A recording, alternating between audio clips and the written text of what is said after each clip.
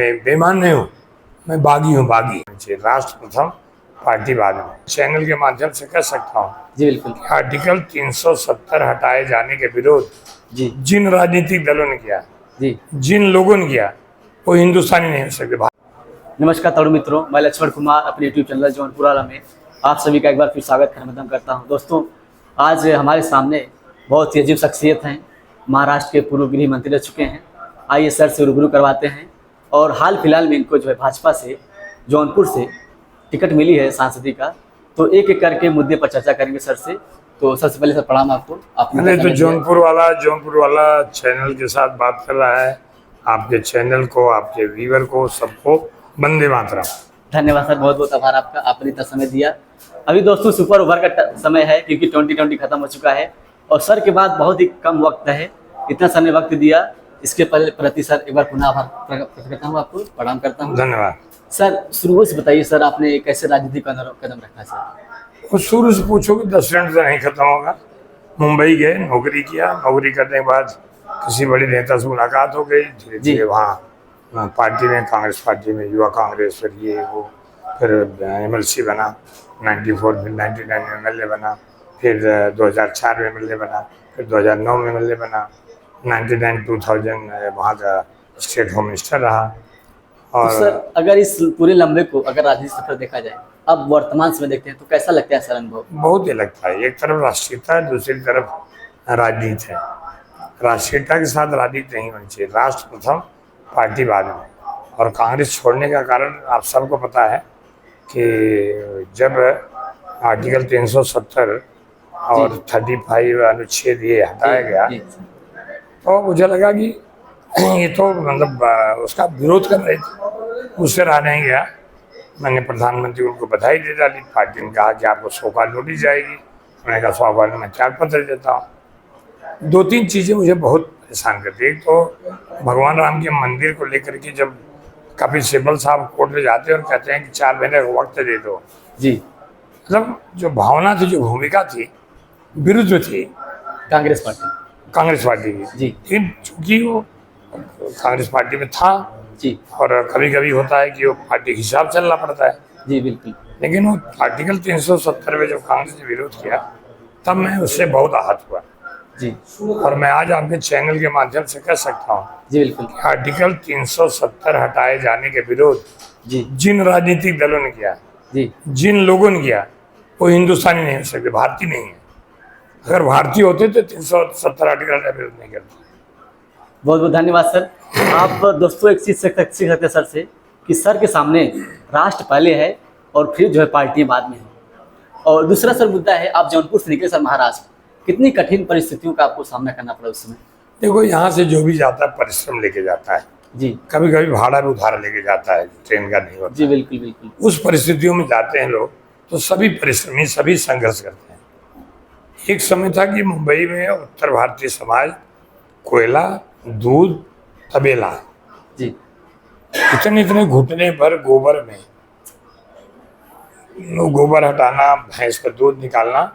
आज उनके बच्चे डॉक्टर हैं, इंजीनियर हैं, उद्योगपति हैं। तो जो परिश्रम था ना, जी, यही परिश्रम हमारे जैसे बहुत सारे कृपा संघ गए। जी, जी, और जौनपुर में तो, मुंबई में हर 6वां उत्तर भारतीय जो है जौनपुर जनपद का है। उसका बड़ा कारण है कि यहाँ पे कोई फैक्ट्री नहीं, यहाँ कुछ कर नहीं सकते। कुछ सर बिल्कुल। तो सभी लोग गए, हम भी गए, मौका मिला। लेकिन आज भी मैं समझता हूँ परिश्रम हमारा एक मूल मंत्र है। कभी सर मन में आया कि राजनीति छोड़ दें? ऐसे कुछ परिस्थिति आपके सामने आई? नहीं, ये तो माध्यम मिला मुझे ना। जी, ये माध्यम नहीं होता तो क्या कर पाता था। कभी ऐसा नहीं होता राजनीति छोड़ दो। किसी भी पार्टी से दबाव आया हो, जैसे कांग्रेस में आप थे, कभी दबाव आया कि आप पार्टी छोड़ दें, ऐसा काम कर रहे हैं आप? नहीं, पार्टी ने कभी नहीं किया, उल्टा मैंने त्याग पत्र दिया। जी, मुझे कांग्रेस पार्टी से ही मेरी पहचान है, राजनीतिक पहचान। जी बिल्कुल बिल्कुल। तो मैं बेईमान नहीं हूँ, मैं बागी हूँ, बागी। मैंने बगावत किया इश्यू के ऊपर। तो सर जौनपुर कैसे पुनः याद आया आपको? पुनः जौनपुर तो याद आता ही था। अच्छा, तो जौनपुर को सर आपने क्यों चुना, तवज्जो दी जौनपुर जिले को? अरे तो महाराष्ट्र को भी सर आप दे सकते हैं। भारतीय जनता पार्टी ने हमको कहा जौनपुर लड़ो। जी सर। तो लोकसभा चुनाव कोई कहाँ से लड़ता है? अभी वो अरुण गोविल प्रभु रामचंद्र की भूमिका में थे रामायण में, जी बिल्कुल। मेरठ से लड़ रहे हैं। स्मृति ईरानी कहाँ से थी, वहाँ से बम्बई भी आई, बम्बई से फिर गई वहाँ लड़ रही है, अब उत्तर प्रदेश लड़ रही है। देश के आदरणीय प्रधानमंत्री, बनारस। ये तो पार्टी को जिसको जहाँ चाहिए पार्टी अपना तो मिला कैसा सर, कितना बदलाव देख रहे हैं सर? तकरीबन कुछ 20-30 नहीं, आनंद है, खुशी है। जौनपुर जहाँ से टेक ऑफ हुए वहीं लैंडिंग हो गई। लैंडिंग हो रही सर आपकी। तो जौनपुर जनता को सर आप किस तरह देखते हैं? आप किस तरह परेशानियां अभी, चुनौतियां हैं अभी जौनपुर में? मतलब चुनौतियाँ किस तरह नहीं दिखते हैं। मैं तो कहता हूँ यहाँ आने वाले समय में अगर मुझे मौका मिला तो सबसे पहला मेरा काम होगा कि 5 साल के अंदर जी इतने यहाँ उद्योग लगे, इतनी फैक्ट्री लगे कि जौनपुर का आदमी फिर दूसरे प्रदेशों में Migrate रोजी रोटी के लिए नहीं खाना पड़े।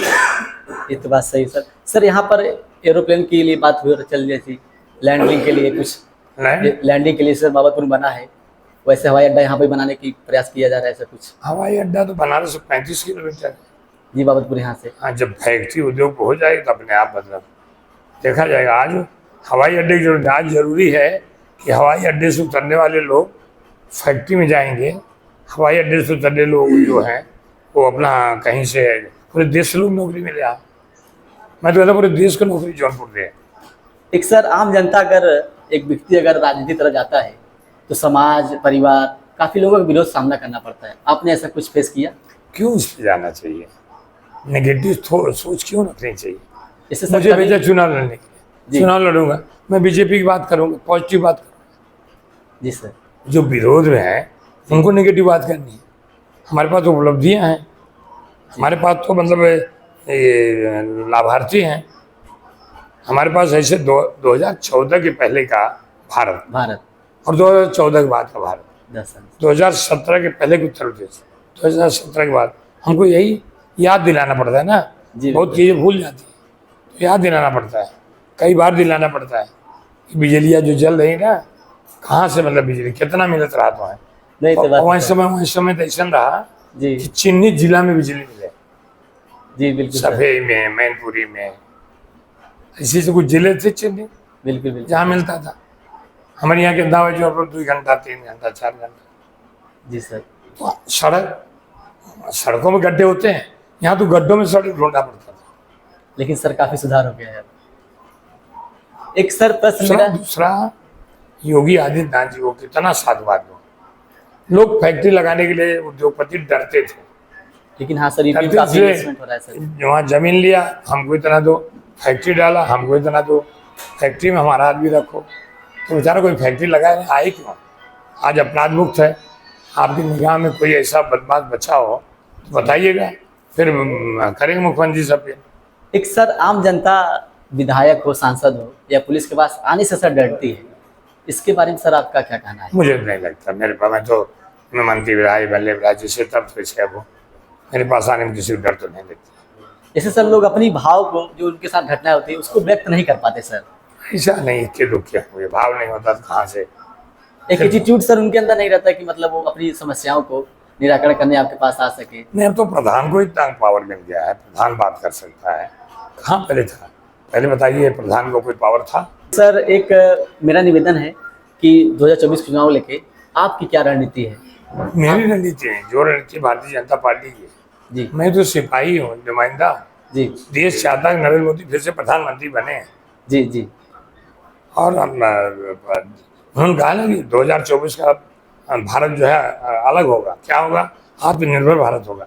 आपने देखा पहले देश के भारतवर्ष को विदेश लोग किस निगाहों देखते थे? अमेरिका बात नहीं करता था, जी बिल्कुल। रशिया बात नहीं करता था, पाकिस्तान ऐसे आंख दिखाता था।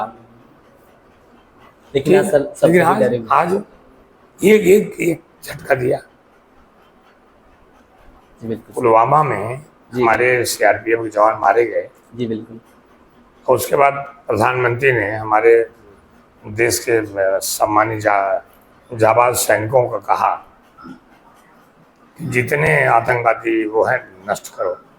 और गए वहाँ बालाकोट में, जो आतंकवादी बहुत बड़ा अड्डा था उनका, जी बिल्कुल। उसको ध्वस्त किया। और ध्वस्त करके हमारे जवान जब तक नहीं आए तब तो कोई कुछ नहीं बोला। जब जवान हमारे सुरक्षित आ गए तब बात की गई। जी बिल्कुल। आज वहाँ के पाकिस्तान के कुछ लोग बोलते हैं हमको नरेंद्र मोदी जैसा प्रधानमंत्री चाहिए। क्या हाल है? जी बिल्कुल आप देखिए हमारे देश के प्रधानमंत्री का, विदेशों में आप जाते हैं तो एक देश का प्रधानमंत्री पैर छू के प्रणाम करते बिल्कुल सर, बिल्कुल सर। हैं। एक देश का राष्ट्रपति कहते हैं मोदी द बॉस। जी, दुनिया का सबसे बड़ा शक्तिशाली देश अमेरिका, अमेरिका से। जो बाइडन, वो कहते हैं मोदी जी आप इतने पॉपुलर हैं, अगर आप यहाँ आ जाए तो आपको राष्ट्रपति बना देंगे हमारे। राष्ट्रपति बना दिया सर। ये सुन के कहते हो जाता है। कुछ विपक्षी लोग क्या क्या कह जाते हैं कभी, देश के प्रधान थे। विपक्ष कैसा होना चाहिए? विपक्ष था 1971 में, इंदिरा जी जब पाकिस्तान के डिवीजन के बाद बांग्लादेश बना के लौटी, अटल बिहारी वाजपेयी साहब अपोजिशन लीडर थे। जी। जैसे इंदिरा जी घुसी, वाजपेयी साहब खड़े होके दुर्गा आ रही, स्टैंडिंग मतलब उनका ऑनर किया इंदिरा जी। ये होता है विपक्ष। हाँ तो बातें नहीं सुनते, कुछ उनके बोलने के लिए कोई बचा ही नहीं, क्या कहेंगे। इसलिए रोज आते हैं पार्लियामेंट हल्ला करके भाग जाते हैं। तो जो भाग रहा है जनता भगा रही है। जी बिल्कुल। अभी सर मुख्तार अंसारी की हाल फिलहाल मौत हुई है, इसके बारे में आप कुछ कहना चाहते हैं? हम क्या कहें, मौत हुई मौत हुई। मौत जब होना होता है तो मौत हो जाती है, कोई एक बहाना होता है मौत हो जाती है। जी सर। अब उसके बारे में क्या कहना, मतलब ये कुछ लोग कह रहे हैं कि उनको जहर देके मार दिया गया है, ऐसे कुछ समाचार न्यूज आ रहे हैं, इस पे आपके क्या है सवाल? किसी ऐसे बात का नाम लीजिए जिस नाम को सुन के हमको लगे कि उसके बारे में बोले कैसे मौत हुई है। कोई इस देश का कर्णधार था क्या? नहीं तो बात है सर। जी, कई बहनें विधवा हो गई, कई माताओं के बच्चे नहीं रहे, कई लोगों का घर उजड़ गया, वो नहीं बोलता कोई। मुझे लगता है कि आप लोग भी, मेरे हाथ जोड़ी प्रार्थना है बिल्कुल बिल्कुल सर। कि उसको बहुत ज़्यादा जो है, अगर उसके परिवार के लोग मुझसे पूछो कि तुमको वो परिवार मालूम है जो उजड़ गया जो परिवार उजड़ गया, बिल्कुल सर। ये जो उनके बारे में। एक सर लास्ट प्रश्न है आपसे कि अभी युवा वर्ग अब तैयार हो रहे हैं नए नए भारत में, तो अभी वो वोट देने जा रहे हैं। भारत में ज़्यादातर होता है क्या सर, लोग आस्था पर के नाम पर वोट देते हैं, तर्क लोग नहीं करते सर, उनके अंदर तर्क की क्षमता नहीं रहती है। आप क्या सुझाव देना चाहते हैं? नहीं, मैं वो पहली बार जो मतदाता बने हैं, जी नवयुवक मतदाता बने हैं, उनको हमको बताना पड़ेगा कि 2014 के पहले भारत क्या था। जी 2014 के भारत क्या है, ये उनको बताना पड़ेगा, याद दिलाना। क्यों उनको मालूम नहीं ना। जी बिल्कुल। जो नए मतदाता बने उस समय बिजली कैसे आती थी, छोटे घर में बेना डुला के मतलब खाना खाते थे लोग, हमारी अम्मा बैठती थी खाना खा लो, और पुअरा पाल के लोग सोते थे, बिल्कुल बिल्कुल सर। सड़क होती नहीं थी। जी जी एक बार मैं मुंबई गया था, आदत बनी थी मोटरसाइकिल की, जी मेरे गांव से आ रहा था, साइकिल से बाजार जा रहा था, तो पानी के होता ना नाला, बरहा जगह का आदमी, अच्छा अच्छा। तो हमने साइकिल से ब्रेक तो लगाई, तो साइकिल का पैदल चला के नहीं डांग रहा मैं, हम उसी साइकिलों का ऐसे कर रहे हैं। आदत लगी थी कि मोटरसाइकिल की सर उलट के गिर गए नाले में। ये परिस्थिति आज वहाँ गाड़ी दौड़ रही है, डेबरी चला के हम लोग पढ़े हैं। बिल्कुल ये नए मतदाताओं को, नवकों को बताना पड़ेगा जी कि देश क्या था, क्या हो रहा है। जी बिल्कुल। इसलिए मतदान जो है, अच्छा कभी कभी टिप्पणी कौन करता है, जो वोट नहीं करता। कई लोग जो वोट नहीं देने जाएंगे, बिल्कुल। टिप्पणी करेंगे। आलोचना बहुत है। उनसे मेरी अपील है जी कि आपका मन जो कहता है, आपका जो लगता है, वो जाओ मतदान करिए, बैठ करो।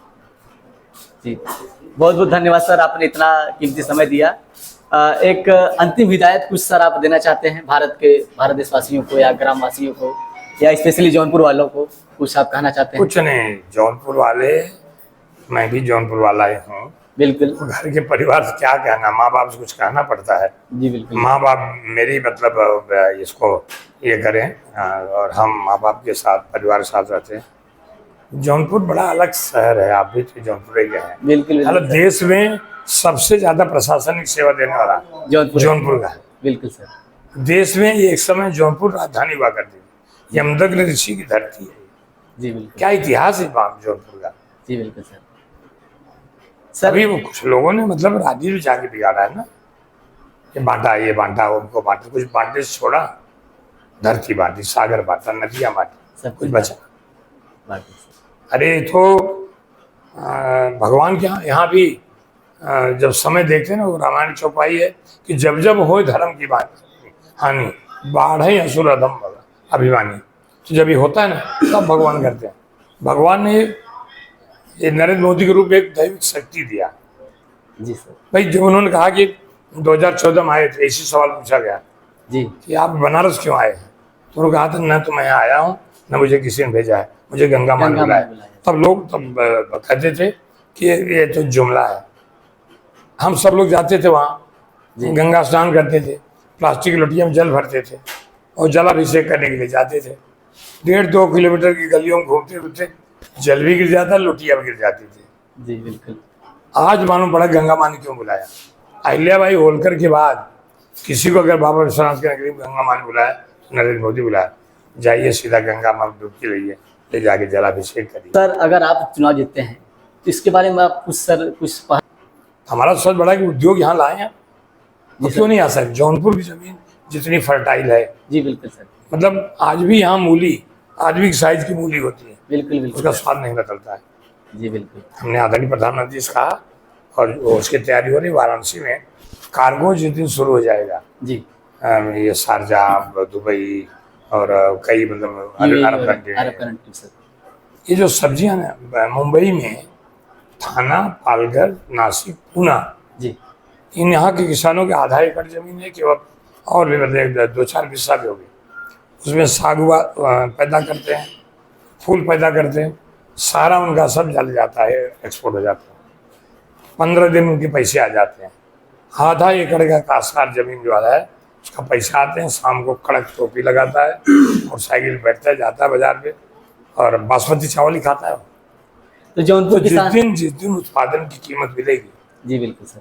आज भी गेहूँ लहरा रहा है, गेहूँ की भी कितनी लागत लगी।